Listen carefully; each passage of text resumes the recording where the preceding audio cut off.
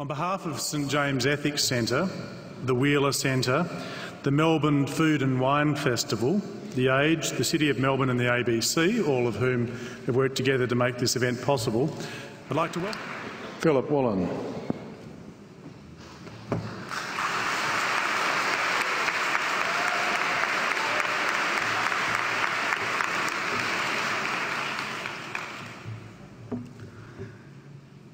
King Lear, late at night on the cliffs, asks the blind Earl of Gloucester, "How do you see the world?" And the blind man Gloucester replies, "I see it feelingly. And shouldn't we all? Animals must be off the menu because tonight they are screaming in terror in the slaughterhouses, in crates and in cages, vile, ignoble gulags of despair." You see, I heard the screams of my dying father as his body was ravaged by the cancer that killed him. And I realized I'd heard those screams before. In the slaughterhouse, their eyes stabbed out and their tendons slashed, on the cattle ships to the Middle East, and the dying mother wail as a harpoon explodes in her brain as she calls out to her calf. Their cries were the cries of my father. And I discovered that when we suffer as equals. And in their capacity to suffer, a dog is a pig, is a bear, is a boy. Meat today is the new asbestos, more murderous than tobacco. CO2, methane and nitrous oxide from the livestock industry are killing our oceans with acidic, hypoxic dead zones. 90% of small fish are ground up into pellets to feed to livestock. Vegetarian cows today are the world's largest ocean predators. The oceans are dying in our time. By 2048, all our fisheries will be dead, the lungs and the arteries of the earth. Billions of bouncy little chicks are ground up alive simply because they are male. Only 100 billion people have ever lived. 7 billion people live today. And yet we torture and kill 2 billion sentient living beings every week. 10,000 entire species are wiped out every year because of the actions of one. And we're now facing the 6th mass extinction in cosmological history. If any other organism did this, a biologist would call them a virus. It is a crime against humanity of unimaginable proportions. But happily, the world is changing. 10 years ago, Twitter was a bird sound. www was a stuck keyboard. Cloud was in the sky. 4G was a parking space. Google was a baby's burp. Skype was a typo. And Al-Qaeda was my plumber.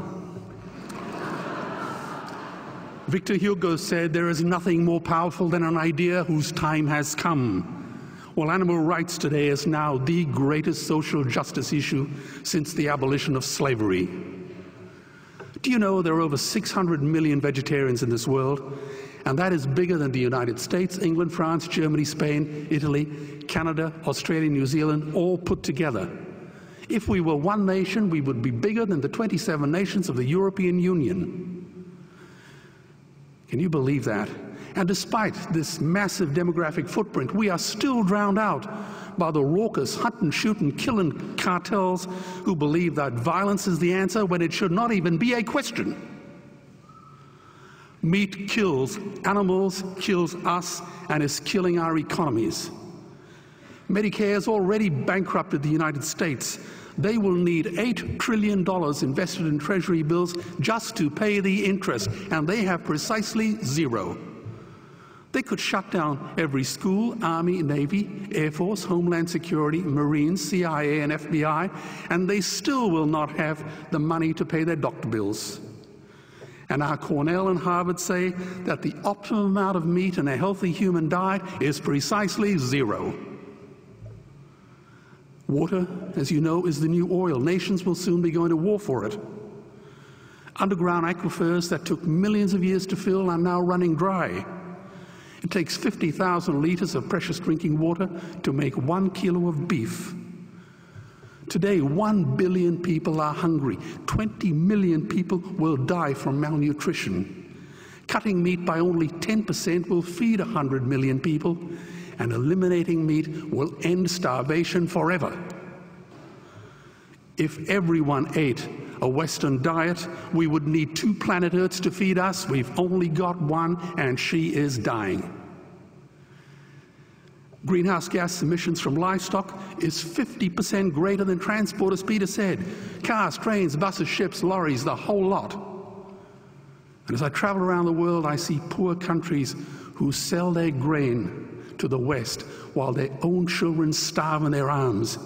And the West feeds it to livestock so we can eat a steak? Am I the only one who sees this as a crime? Believe me, every morsel of meat we eat is slapping the tear-stained face of a hungry child. When I look into her eyes, do I remain silent? The earth can produce enough food for everyone's need, but not enough for everyone's greed. We are facing the perfect storm. If any nation had developed weapons that could wreak such havoc on the planet, we would launch a preemptive military strike and bomb it back into the Bronze Age. But it's not a rogue state, it's an industry. The good news is we don't have to bomb it. We can just stop buying it. Sir George Bush was wrong. The axis of evil does not run through Iraq, Iran, or North Korea. It runs through our dining tables. Weapons of mass destruction are our knives and forks. Our proposition is the Swiss Army knife of the future. It solves our environmental, water, human health problems and ends cruelty forever. The Stone Age didn't end because we ran out of stones. This cruel, disgusting industry will end because we run out of excuses. Meat is like the 1 and 2 cent coins. It costs more to make than it's worth. And I come from the bush. Farmers are the ones with the most to gain. Farming won't end, it would boom. Only the product line will change. Farmers would make so much money they won't even bother counting it, and I'd be the first to applaud them. Governments would love us. New industries would emerge and flourish. Health insurance premiums would plummet. Hospital waiting lists would disappear. Hell, we'd be so healthy, we'd have to shoot someone just to start a cemetery. So tonight I have 2 challenges for the opposition. 2 challenges. Meat causes a wide range of cancers and heart disease. Would they name one disease caused by a vegetarian diet? And 2, I'm funding the Earthlings trilogy. If the opposition is so sure of their ground, I challenge them to send a copy of the Earthlings DVD to all their colleagues and all their customers. Go on, I dare you.